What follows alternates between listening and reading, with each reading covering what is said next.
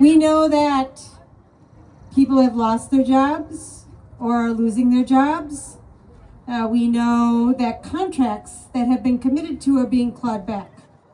It is unexpected, sometimes unnoticed, and sources of money are turned off or turned on. It has created a kind of chaos for people who do my job, but more importantly for Minnesotans who live across the state, that the things that they have come to rely upon, maybe for a short period of time, or for a longer period of time, like we just listened to Nikki Villavicencio talk about her life. And when you have a federal government and a president who's decided his mission is to disrupt people's lives and create chaos and uncertainty, it makes the function of what I believe deeply in, a government by and for the people, very, very difficult. And I know this is the senior caucus, so it's okay if I use a lot of swear words, but some media's here, so I'm going to try not to swear too much. But you know, as an Irish woman who's lived a lot of life, there's a lot of swear words in me. And I use them liberally when I'm not at a microphone, let me tell you. You know, this person, who is the President of the United States, he got his claim to fame by firing people, right?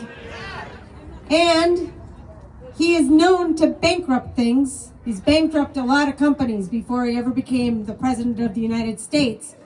And often he does that to hoard his own wealth.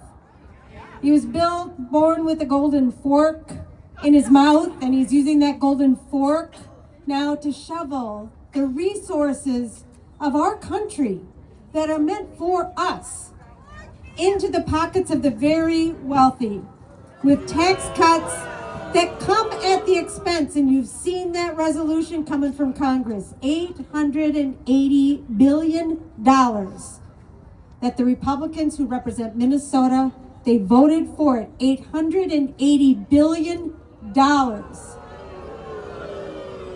That's coming at medical assistance, that's coming at Social Security, that's coming at Medicare, and he's washing his hands of it because he doesn't really give a damn. We do. The people inside this building and my colleagues in the DFL caucus who are in there right now debating a bill, we do. And we understand we've got a couple of jobs to do. Thank you. That's right, we do. We care about Minnesota, we care about each other, we care about our future, and we care about our care. So we're going to do the job we have to do to balance this budget, because that's the job in front of us. But know that we understand that if that Congress, that feckless Congress who's giving up their power to an executive, if they do what he says they should do and they start to hurt Minnesotans, we're going to be back in this building again. We have to come back in this building again. Because we are not going to stand as we watch Minnesotans suffer because of a kind of politics that is no longer about us. And I don't even think it's an American kind of politics. It's not. So the last thing I want to say to you is I have been now for the last number of weeks all over the state of Minnesota, and hundreds and thousands of Minnesotans are raising their voices.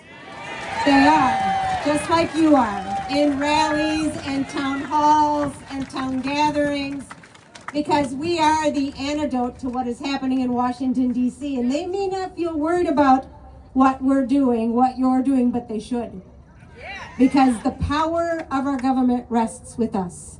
So I am so glad to see you today, and I am glad to feel your fight. And know I have the same fight, and I hope you feel mine. But know that we can't stop.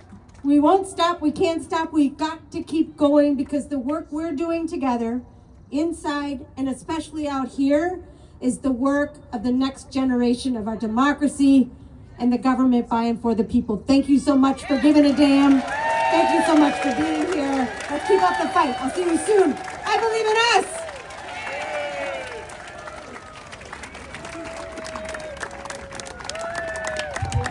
Erin Murphy says we won't give up the fight. We won't give up the fight.